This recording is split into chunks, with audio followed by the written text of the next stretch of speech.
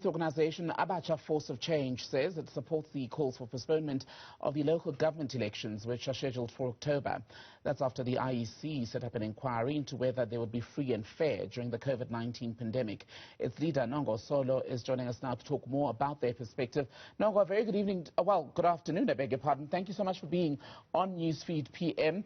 Let's begin with why you think holding elections in October would not be the best thing for South Africa's democracy. Afternoon to you and the listeners at large. We are, as the organization, saying that elections on the 27th of October should actually continue, that in actually postponing the elections from the 27th of October will be unfair and also unconstitutional. So we are saying for us to actually experience the real free and fair elections, it's when we continue with the timetable that elections should actually take place on the 27th of October. And we argued these in three perspectives. So the legal perspective, the outcome and the consequences of what could happen should elections be postponed, and also on the fairness and safety of holding elections under COVID-19. And we argued that when we speak about the legalities of elections taking place, firstly, the term is expiring on the 1st of November. For all the councillors that are currently presiding over their seats. So we are saying that their term has expired, and also the 90 days that is given as an extra day after an expiry day has also elapsed. So you are saying to us that if you want to continue, in fact, the application of the IEC to the Concord says that it's pleading with the court that should elections be postponed, the councillors should continue to be paid. So you are saying that the person must be paid even when their contract is over, but we are also dictating leadership over citizens that have voted for those leaders to be there, and they now want to vote for new leaders. But we then spoke also on free and fair elections. When we speak on fair and free elections, we must also include safety in it. But we also said, when we speak on legalities, we predicted when we did the presentation to the Commission that should the Commission not give a precise response, then this matter will go to court, which will further prolong the process.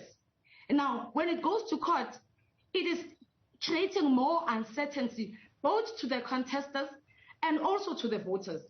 Now, what we are forgetting in this whole trail is what we call the independent candidates, who must start contesting also at their independent level. Now, proclamation has taken place legally. That means now the registration to vote should stop. And we did not have a weekend to register to vote. The only thing that we had was an online registration that only came late, with an outcome of less than 20,000 people who actually managed to register to vote online. I assisted about 10 people to register to vote online, and only one registration was successful.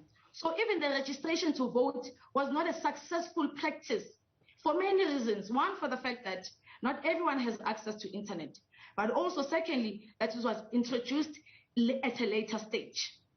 So we are saying that that uncertainty is making voters to lose interest in the election trail, but it's also making the cost to vote decision not to be effective, because the voters and the candidates must hold it in their own hands to inform voters that they should vote. But when you are creating uncertainty, you are then making people to lose interest. Now, the IEC has applied to court, pleading with the court that they should at least respond by the 30th of August or by the 10th of September. That is late, and they're wasting time. The IEC should actually take it serious that elections might be on the 27th of October.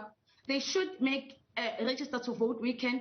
They should continue to open online for people to register to vote, and they should indicate to independent candidates that it's time to register for them. All right, and firstly, apologies because I did misrepresent your view and said that you support calls to push the elections back. Apologies for that, my error. But based on what you're saying, right, you're saying, yes, we should have elections in October with that 27th, that is the date proclaimed currently by the Cooperative Governance Minister. But at the same time, it would be essentially a large gathering of people who'd have to go out and vote, right? Given our low vaccination rates, firstly as a start, paired with what you've just said about how people have struggled to register using alternatives to going to an actual voter station, does that alone not create a setup where people would either A, be exposed to public health risk from COVID, and B, would already not have enough time to participate democratically because they are unable at this point to get their names on the voters' roll? Fear can always be mitigated. When we put health protocols in place, we can always mitigate the spread of COVID-19. Firstly, we are saying fear cannot be used as an excuse for elections to take place, because on a daily basis, people are living in fear that they are getting retrenched at work. On a daily basis, people are living in fear of what they will eat at night. So fear cannot be a measuring tool. What we then need to do is that we need to ensure that there are proper health protocols as we go to vote, as we queue on the voters. One, this will help us not to have those so many party agents of ANC that actually always in all the elections pack the voting station. So we must have one party agent from one political party or from one candidate, and we must ensure that there's social distancing, mask and everything. So health protocols must be put to place. But let's challenge this thing. As we speak now, the government is trying to reintroduce the 350 grants. That on its own is a queue to go and receive a grant. Is that not similar to a queue to go and actually vote for a better future, for a better tomorrow, than to actually queue for a 350 that is not helping you with anything? As we speak now, we have incompetent leaders. When we look at the root of the riot that we are coming from now, it's not just because Zuma was in jail, but it's out of the frustrations of the social ills that we are facing on daily basis, the plights that young people are going through on daily basis. The frustrations are increasing. And now young people then, together with old people, they take out the frustrations through the riots, through the strikes, through the march. Now, if we don't go and vote on the 27th of October, then we are saying that it's okay for us to continue to have riots. It's okay for us to continue to go out there and march. Actually, those are the spreader events. Because they don't have any health protocols put in place. We've got about a minute left. Apologies again for jumping in while you were still making a point. I wanted to ask you about the concerns that have been raised by some of the parties saying, well, the elections would disadvantage them, for example, because they wouldn't be able to go on their campaigns and have the large rallies.